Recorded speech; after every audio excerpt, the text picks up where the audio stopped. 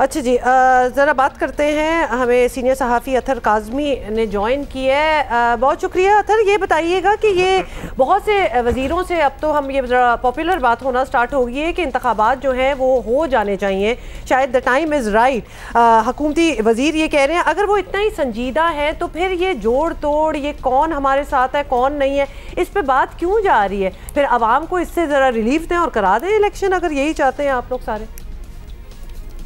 देखिए, इंतखाब तो तभी होंगे ना जब हुकूमत फैसला करेगी अपोजिशन के साथ मिलकर, इसलिए कि इस वक्त तो तहरीक अदम एतमाद आई भी है। इमरान खान साहब ना असेंबलियां तोड़ सकते हैं, ना वो इंतखाबात का ऐलान कर सकते हैं। जब और तक कोई सवाल ही नहीं पैदा होता ना मिल के फैसला करने का हुकूमत और अपोजिशन का। मतलब सलाम दुआ के जहाँ रवादार ना हो लोग दोनों तरफ से ही, तो फिर तो कोई बात हो ही नहीं सकती आई गेस।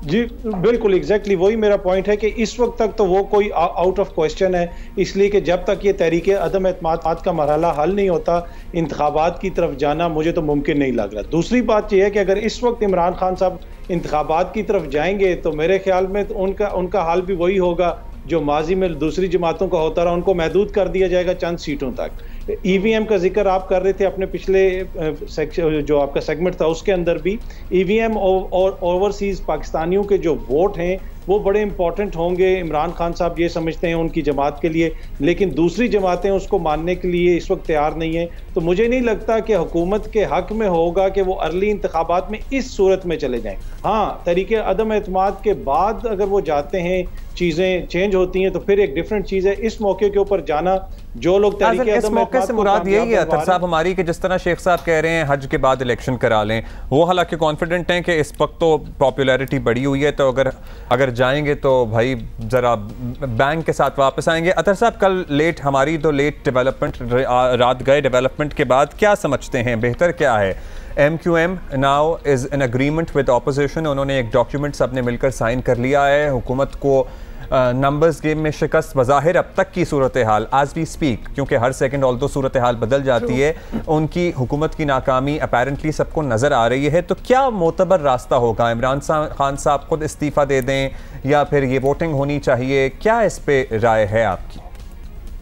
आई थिंक इस वक्त तो पोजीशन ऐसा ही लगता है कि हुकूमत के नंबर कम पड़ जाएंगे उस दिन, इस वक्त की सिचुएशन तक। लेकिन मोतबर तरीका यही है कि इमरान खान साहब को बिल्कुल रिजाइन नहीं करना चाहिए।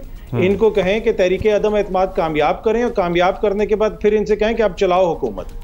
फिर देखते हैं ये कितनी चीज़ें सस्ती करते हैं, फिर देखते हैं इनके पास कितना बड़ा प्लान है, माशी प्लान है, क्या चीज़ वो चेंज करेंगे जिससे पाकिस्तान की आवाम को रिलीफ मिलेगा। तो इमरान खान साहब को चाहिए कि वो सिर्फ जो आवाम की तरफ तवज्जो रखे। और मैंने पहले भी आपके प्रोग्राम में कहा था कि इमरान खान को कहीं से किसी जगह से कोई रिलीफ नहीं मिलेगा, इसी वजह से वो आवाम के पास जा रहे हैं। तो मेरे ख्याल में उनको बिल्कुल इस्तीफा नहीं देना चाहिए और चलने देना चाहिए सारे अमल को। अच्छा, सारे अमल को जल्दी से अपना ओपिनियन उस खत के हवाले से भी दे दें, क्योंकि उसकी भी बहुत बड़ी बात हो रही है। मतलब और इतनी चीज़ें हो रही थी कि वो खत भी बीच में आ गया। वो ऑथेंटिक है, डिस्ट्रैक्शन है, कुछ पता इसलिए नहीं चल रहा because they don't want to share it. तो कोई आपकी नज़रों से कुछ ऐसी बात, कोई खत कुछ गुजरा है कि आपको ज़रा नॉलेज हो जो शेयर कर सकें? देखिए, नहीं, मैंने तो वो खत नहीं देखा, लेकिन ऑब्वियसली डिप्लोमेटिक केबल्स होती हैं, इस तरह की मरासले होते हैं। जब विकी लीक्स हुई थी तो उस वक्त भी हमने देखा था कि दुनिया में किस किस्म की चीज़ें भेजी जाती हैं दूसरी हुकूमतों को, और वो कभी भी ना पार्लियामेंट में शेयर होती हैं ना मीडिया पे शेयर होती हैं। वो तो विकी लीक्स हो गई तो हमें पता चला। तो मुझे तो इसमें कोई शक नहीं कि इस तरह की कोई बात हो सकती है। ममालिक एक दूसरे को इसी तरह धमकियां देते हैं। कल ही सदर बाइडन ने कहा कि हमें रूस में भी रजीम चेंज चाहिए, पुतिन को अब इक़्तिदार से अलहदा करें। तो अमेरिका, उसके इत्तेहादी और मगरिब के तो ये पुराना वतीरा रहा है, जो बंदा उनको पसंद नहीं होता उनकी ख्वाहिश होती है कि उसको चेंज किया जाए।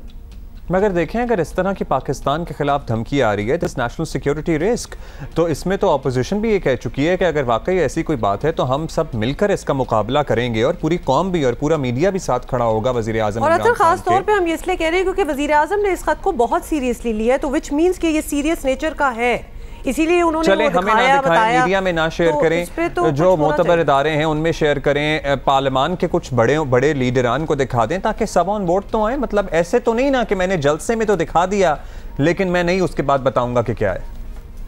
देखिए, वो ये कहते हैं कि जो आपके नेशनल सिक्योरिटी के इदारे हैं उनको भी हमने दिखा दिया है और जो हुकूमत की टॉप की लीडरशिप है उन्होंने भी देख लिया। अब पीछे रह कौन गया? पीछे पंजाब पुलिस ही रह गई है। अब हुकूमत उनसे पूरी मतलब कमाल है अतर साहब, आप कह रहे हैं पीछे कौन रह गया है।